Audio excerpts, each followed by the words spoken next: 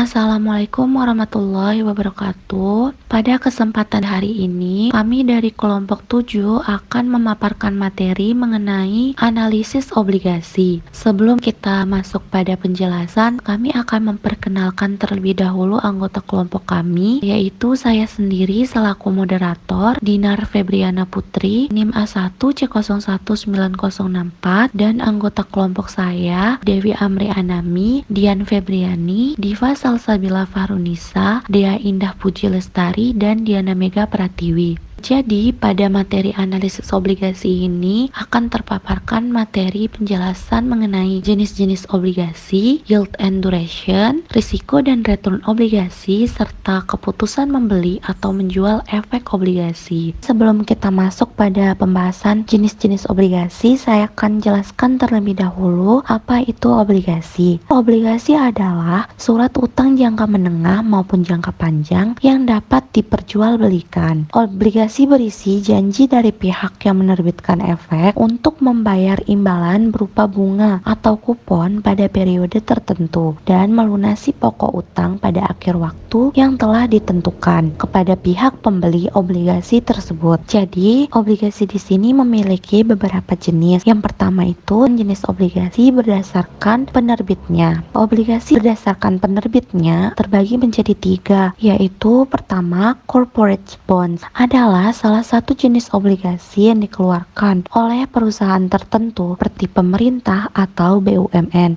ataupun swasta dengan kurun waktu 1 tahun. Yang kedua, government bonds adalah jenis obligasi yang dikeluarkan oleh pemerintah. Nah, jenis obligasi ini pertama kali diterbitkan di Indonesia pada bulan Agustus tahun 2006. Yang ketiga, ada municipal bonds adalah jenis obligasi yang dikeluarkan oleh pemerintah daerah untuk menandai proyek pembangunan yang berhubungan dengan kepentingan publik. Selanjutnya, obligasi berdasarkan pembayaran bunga. Berdasarkan pembayaran bunga, obligasi terbagi menjadi 4, yaitu pertama, zero coupon bonds adalah jenis surat utang tanpa bunga dan tidak akan memberikan kupon secara berkala. Yang kedua, coupon bonds adalah surat utang yang mampu memberikan bunga ataupun kupon secara berkala kepada para investornya. Nah, kupon tersebut akan mewakili suatu nominal tertentu sesuai kesepakatan yang terjalin antara pihak penerbit obligasi dan pihak investor. Ketiga, fixed coupon bonds adalah jenis obligasi yang menawarkan tingkat suku bunga dengan nilai yang tetap hingga jatuh tempo pada utang tersebut sudah tiba. Yang terakhir,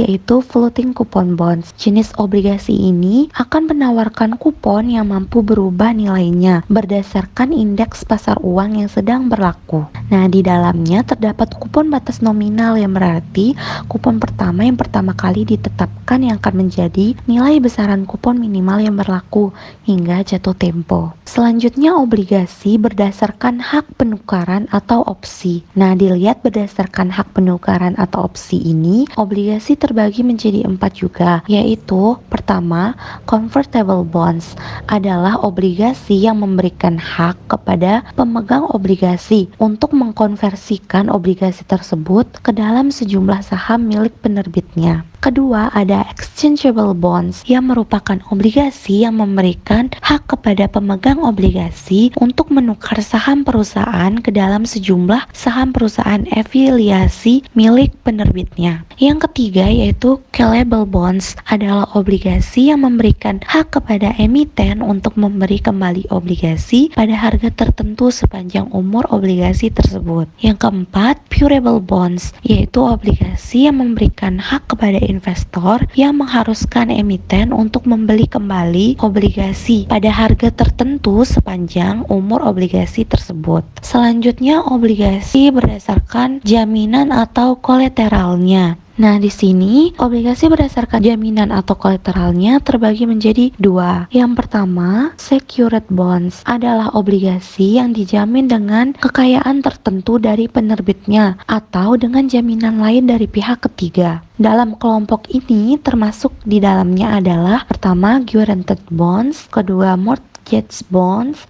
dan yang terakhir collateral bonds. Nah, yang kedua setelah secured bonds itu ada unsecured bonds yang merupakan obligasi yang tidak dijaminkan dengan kekayaan tertentu, tapi dijamin dengan kekayaan penerbitnya secara umum. Yang kelima, obligasi berdasarkan nominalnya. Dilihat berdasarkan nominal, obligasi terbagi menjadi dua, yaitu pertama, conventional bonds adalah suatu surat utang yang memiliki jumlah nominal yang sangat besar, yaitu sekitar 1 miliar rupiah per slotnya. Yang kedua, retail bonds adalah surat utang yang memiliki jumlah nominal yang kecil, seperti 1 juta rupiah saja. Terakhir, obligasi berdasarkan imbal hasil. Nah, berdasarkan imbal hasil ini terbagi menjadi dua, yaitu conventional bonds dan syariah bonds. Pada conventional bonds ini, obligasi yang diperhitungkan dengan menggunakan sistem kupon bunga. Nah, yang kedua, syariah bonds itu adalah obligasi perhitungan imbal hasil dengan menggunakan perhitungan bagi hasil. Nah, dalam perhitungan syariah bonds ini dikenal dengan dua macam obligasi syariah, yaitu pertama, obligasi syariah mudharabah yang merupakan obligasi syariah yang menggunakan akad bagi hasil sedemikian sehingga pendapatan yang diperoleh investor atas obligasi tersebut diperoleh setelah mengetahui pendapatan emiten. Nah, yang kedua itu obligasi syariah ijarah yang merupakan obligasi syariah yang menggunakan akad sewa sedemikian sehingga kupon atau fee ijarah bersifat tetap dan bisa diketahui atau diperhitungkan sejak awal obligasi diterbitkan. Saya Dewi Amri Anami dengan NIM A1C019058 akan menjelaskan tentang materi yield. Apa sih yield itu? Yield adalah imbal hasil yang diharapkan oleh investor obligasi dalam kurun waktu 1 tahun. Yield biasanya dinyatakan dalam persentase. Dalam hubungan dengan sejumlah konsep tersebut, apabila suku bunga meningkat, maka harga obligasi akan turun. Begitupun sebaliknya. Di sini ada 4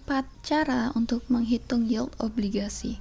Yang pertama yaitu nominal yield. Nominal yield adalah penghasilan bunga kupon tahunan yang akan dibayarkan pada setiap pemegang obligasi. Rumus untuk menghitung nominal yield adalah tingkat kupon sama dengan penghasilan bunga dibagi nilai nominal. Kemudian yang kedua ada current yield. Current yield adalah penghasilan bunga kupon tahunan dibagi dengan harga pasar obligasi. Rumus menghitung current yield adalah current yield sama dengan penghasilan bunga tahunan atau kupon dibagi dengan harga pasar obligasi. Kemudian yang ketiga ada yield to maturity atau YTM. YTM adalah tingkat return majemuk yang akan dikembalikan dan diterima investor jika pembeli obligasi menahan obligasi sampai jatuh tempo. YTM ini merupakan ukuran yield yang umum digunakan karena yield ini mencerminkan return dengan tingkat bunga majemuk yang diharapkan investor. Rumus untuk menghitung YTM adalah YTM sama dengan INT plus M min PV per N dibagi M plus PV per 2, di mana INT adalah nilai kupon, M adalah maturity value atau par value, PV adalah harga obligasi sekarang atau present value, dan N adalah lama waktu obligasi sampai jatuh tempo. Kemudian yang terakhir ada yield to call atau YTC. Yield to call adalah yield yang diperoleh pada obligasi yang bisa dibeli kembali. Biasanya obligasi ini memperbolehkan emiten untuk melunasi atau membeli obligasi sebelum jatuh tempo.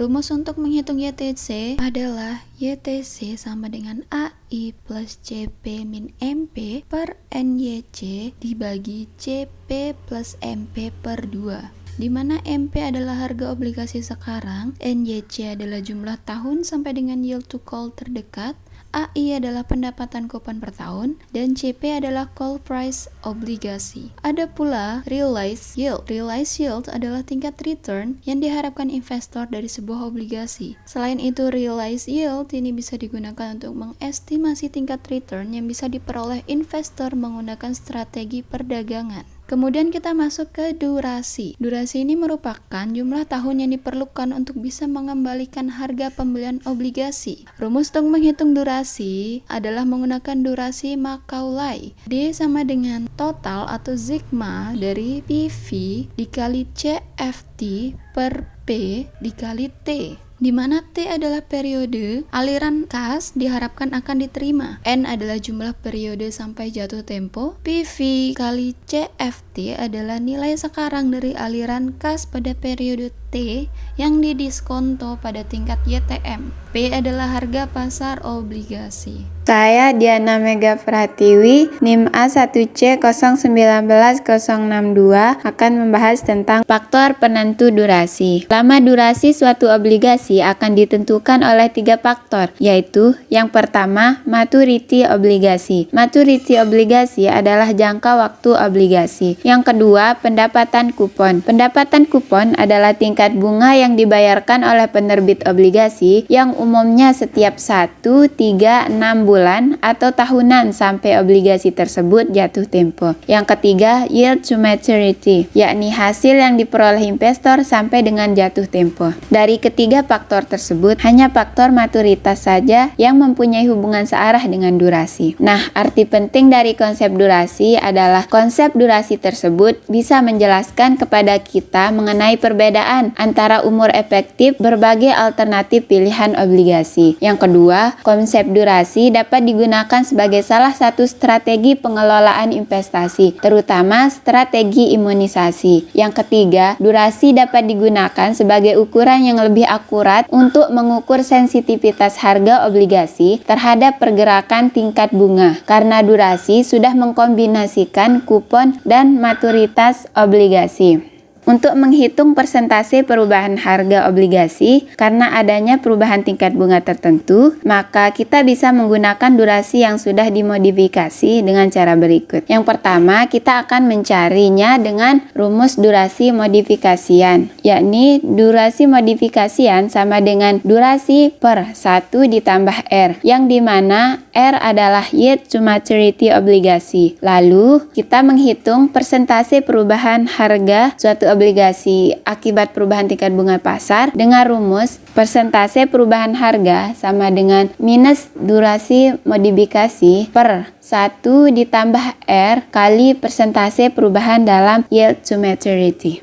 Saya di Fasal Sabila Farunisa NIM A1C019063 akan menjelaskan mengenai resiko obligasi. Investasi terbagi menjadi beberapa macam, di antaranya seperti properti, saham, reksadana, deposito, dan obligasi. Dalam investasi obligasi, biasanya resiko yang diperoleh lebih rendah daripada resiko investasi lainnya. Ada beberapa macam resiko yang dihadapi oleh investor obligasi, di antaranya yaitu pertama, resiko pilihan. Resiko ini berupa yield yang dijadikan dasar pemilihan dalam menentukan suatu obligasi tanpa memperhatikan resiko ke depannya. Yang kedua, resiko pasar atau tingkat bunga. Resiko ini berupa pembayaran obligasi dibayar jatuh tempo, yang mana tidak akan mendapatkan bunga uang yang lebih tinggi. Yang ketiga, resiko default. Resiko ini berupa pembatalan atau penundaan pembayaran bunga, dan yang lebih parahnya lagi bila perusahaan tidak mampu melunasi obligasinya saat jatuh tempo. Yang keempat, resiko likuiditas. Resiko ini berhubungan dengan kemudahan investor untuk menjual obligasinya pada harga wajar. Yang kelima, resiko diversifikasi. Resiko ini bila tidak adanya diversifikasi, maka potensi pendapatan dan pertumbuhan portofolio akan memperburuk sebagai akibatnya. Yang keenam, resiko obligasi dilunasi sebelum jatuh tempo. Resiko ini berupa syarat untuk investor obligasi yang mempunyai hak untuk melunasi obligasi sebelum jatuh tempo. Bagi investor, ada 3 kerugian dari syarat tersebut. Yang pertama, cash flow dari obligasi tersebut menjadi tidak bisa diketahui dengan pasti. Yang kedua, karena perusahaan akan menarik kembali obligasi pada saat tingkat bunga turun, maka investor akan menghadapi resiko reinvestasi, yaitu mereka hanya bisa investasi pada obligasi yang memberikan bunga rendah.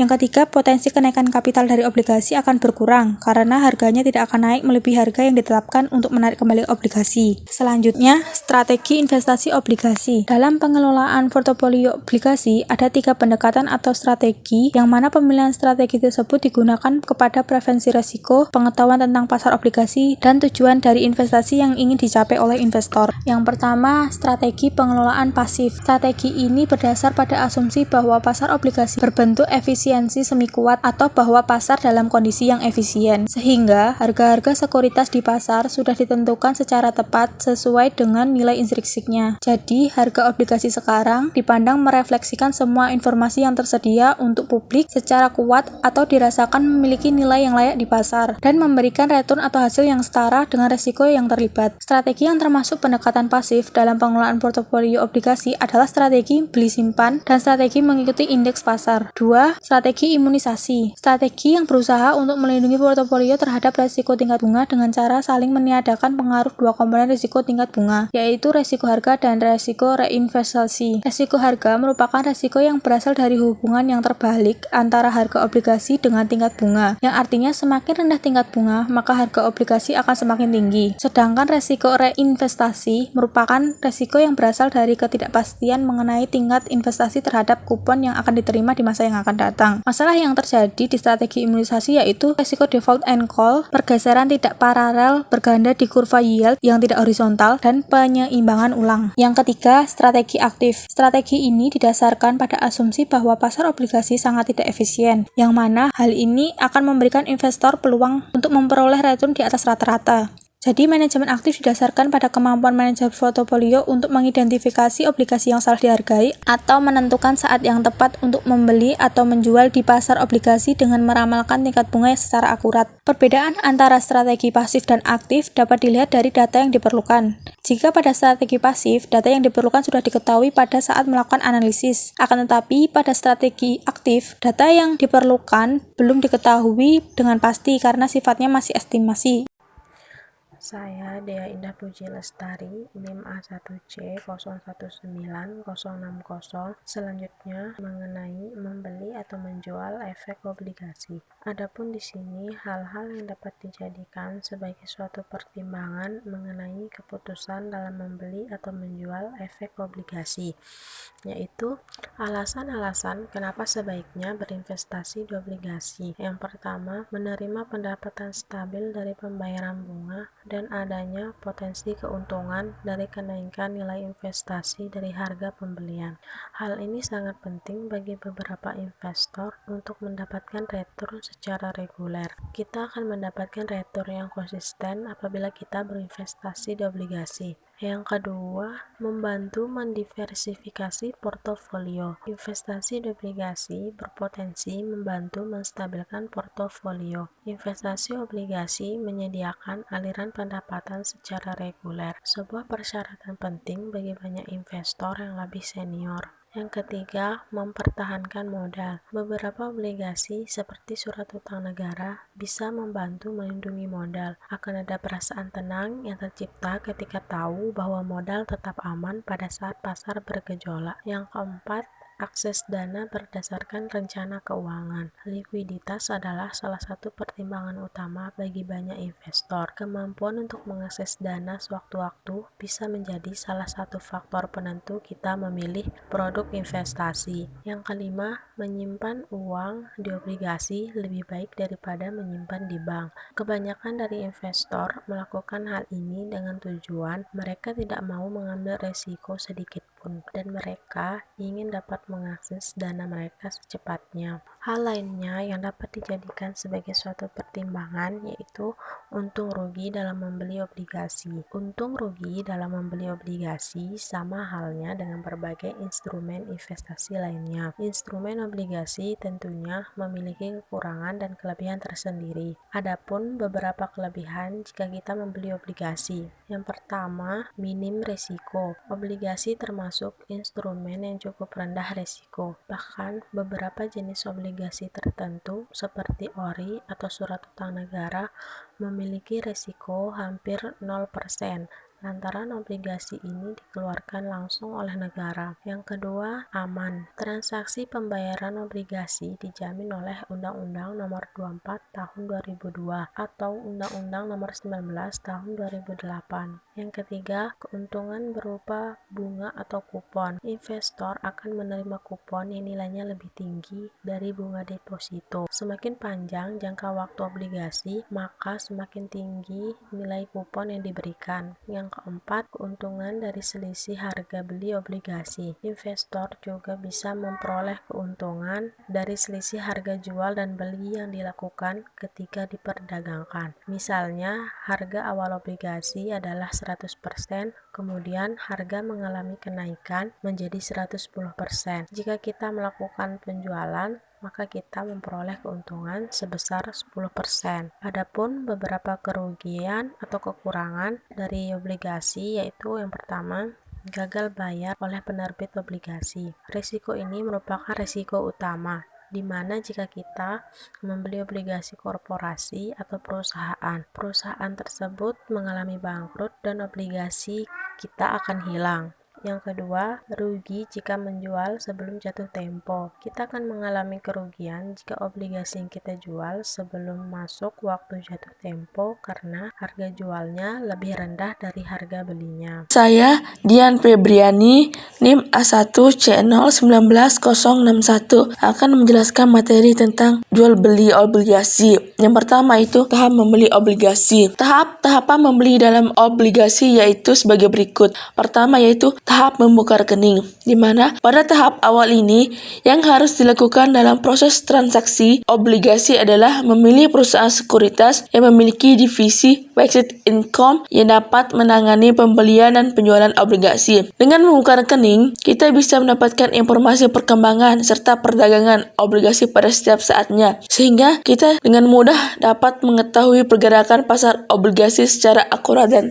up to date setiap saatnya. Kedua yaitu pahami produk obligasi. Pada tahap ini, para investor dianjurkan untuk mempelajari seluk-beluk informasi yang dibutuhkan mengenai obligasi, baik mengenai investasinya sendiri, potensi risiko yang terkandung maupun potensi keuangannya. Hal ini dapat diperoleh dengan mempelajari secara mandiri, bertanya kepada bagian riset perusahaan sekuritas di mana tempat kita membuka rekening atau melalui internet. Yang ketiga yaitu melakukan analisis. Analisis dilakukan agar keputusan yang kita ambil sesuai dengan apa yang kita inginkan, yaitu kestabilan pendapatan. Keempat yaitu memberikan amanat beli. Setelah kita melakukan analisis, kita bisa memperoleh jenis obligasi yang kita ingin beli. Maka tahap selanjutnya adalah memberikan amanat pembelian kepada trader atau broker obligasi yang telah kita pilih sebelumnya, di mana pihak trader akan melakukan pembelian obligasi sesuai dengan jenis serta harga yang kita inginkan. Yang kelima yaitu siapkan dana. Membeli obligasi pasti membutuhkan dana yang tidak sedikit. Satuan pembelian obligasi biasanya bernilai 1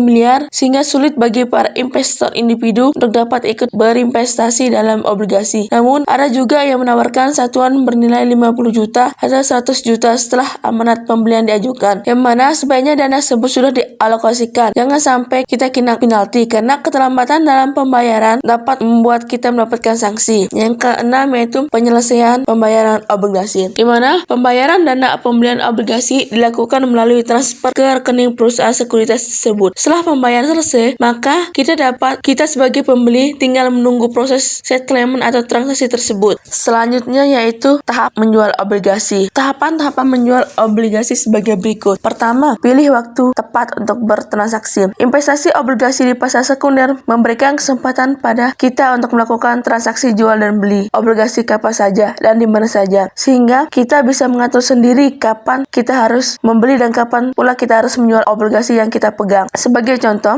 misalkan kita membeli obligasi di pasar perdana senilai 5 juta dengan harga 100%. Kemudian kita ingin menjual obligasi tersebut di pasar sekunder dengan harga 105%. Keuntungan tersebut bisa terus digandakan apalagi bisa dilakukan transaksi jual dan beli dengan perhitungan yang tepat. Namun, bila mengingat keuntungan yang stabil, kita bisa menyimpan obligasi tersebut untuk mendapatkan pendapatan tetap dari kupon atau bunga. Yang kedua yaitu ikuti rate suku bunga. Saat berinvestasi obligasi, kita harus ingat bahwa harga jual obligasi selalu berbanding terbalik dengan nilai suku bunga dan imbal hasil atau yield obligasi. Harga obligasi bisa saja naik dan turun karena berbagai faktor seperti suku bunga, di mana ketika suku bunga naik, harga obligasi akan turun. Demikian sebaliknya. Karena itu kita perlu menemukan waktu yang tepat dalam melakukan transaksi jual beli obligasi di pasar sekunder. Yang ketiga itu pilih penerbit terpercaya. Obligasi atau surat utang bisa diterbitkan oleh perusahaan atau juga pemerintah melalui surat utang negara. Dibanding obligasi koperasi, obligasi yang dikeluarkan pemerintah relatif lebih aman karena dijamin oleh undang-undang. Obligasi pemerintah juga menjanjikan imbal hasil yang tinggi dengan suku bunga yang kompetitif. Ada beberapa jenis obligasi yang dikeluarkan oleh negara, yaitu seperti obligasi konvensional, seperti obligasi negara retail dan ORI atau ORI, dan obligasi syariah yang dikenal dengan suku ORI atau suku merupakan salah satu instrumen surat berharga negara yang ditawarkan kepada perseorangan warga negara Indonesia. Yang keempat yaitu lakukan investasi online. Untuk memudahkan kita dalam berinvestasi obligasi, kita bisa memanfaatkan layanan transaksi obligasi online seperti fitur obligasi pasar sekunder yang disediakan oleh Digibank by DBS. Layanan obligasi pasar sekunder memberikan kita kesempatan untuk memesan, membayar, serta membuat single investor identification atau SID yang dibutuhkan untuk berinvestasi, mengecek profil risiko, serta menjual surat berharga yang kita miliki secara online. Sekian presentasi materi tentang analisis obligasi kelompok 7. Kurang lebihnya mohon maaf. Assalamualaikum warahmatullahi wabarakatuh.